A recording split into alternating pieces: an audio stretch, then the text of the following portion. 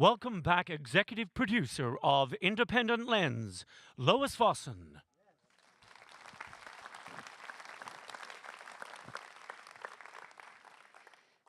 Our next film, Always in Season, examines the impact of more than a century of lynching African Americans and connects this form of racial terrorism to racial violence today. Many people are seeking justice and reconciliation on a grassroots level. And much of what's happening in communities across our country dealing with historical lynchings was mirrored in rural North Carolina, where 17-year-old Lennon Lacy was found hanging from a swing set in 2014. Always in Season spotlights his family's fight for justice.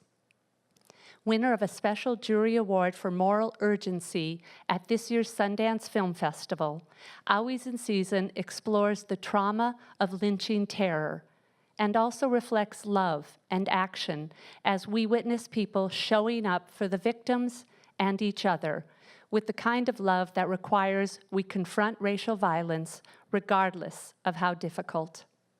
We want to warn you that the scenes we'll share with you are deeply disturbing. They reflect the pain of more than a century of injustice that continues to bleed into our present. With music from our gifted composer, Osei Assed, this is Always in Season.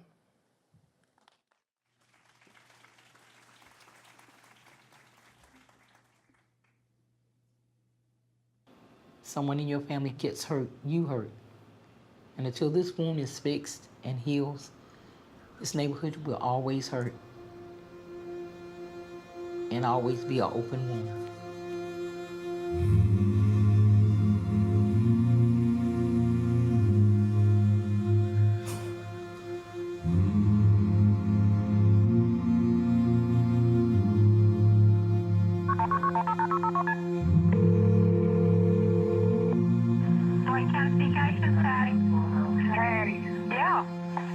And I need EMS. I have a man hanging from a swing set. Bladen Rental Properties, Highway 211. You said the male subject hanging from the swing? A black male subject. Hanging from the swing? Oh, God, Patty. Oh, Lord. Okay. Can you have anyone there with him, or you can cut him down from the swing? We need to see if he's breathing. He's not breathing, Patty. Patty, please tell me. Hold on just a minute, please. Hold on. Oh, God.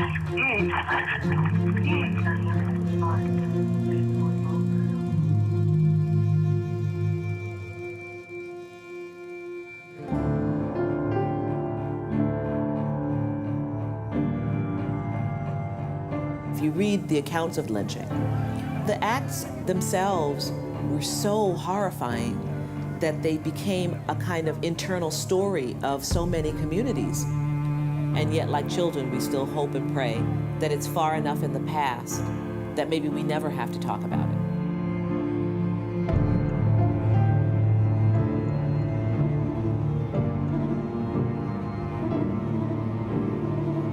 This report is published with the hope that its sheer sadism and abnormal cruelty may stir thoughtful Americans to action. If this report does not do so, we fear that the situation is hopeless.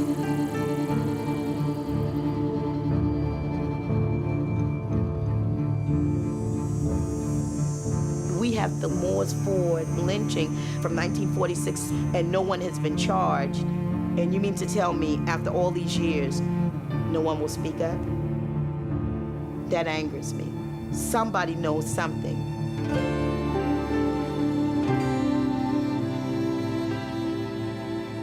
I think that he was murdered. I think they hung him up to make it look like a suicide. The group of people in this area, some of them are all for a good show of a lynching.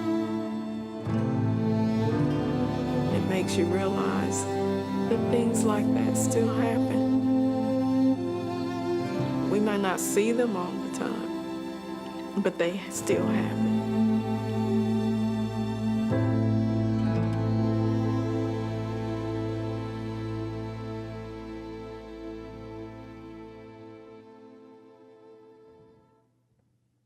Ladies and gentlemen, from Always in Season, director, producer, writer Jacqueline Olive, and composer Osei Essett.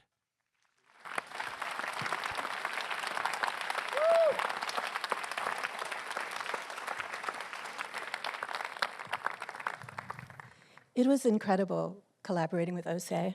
Our lead editor, Don Bernier, and I worked really hard focusing on creating a structure, a narrative structure that was nuanced, that was rich, and that was layered.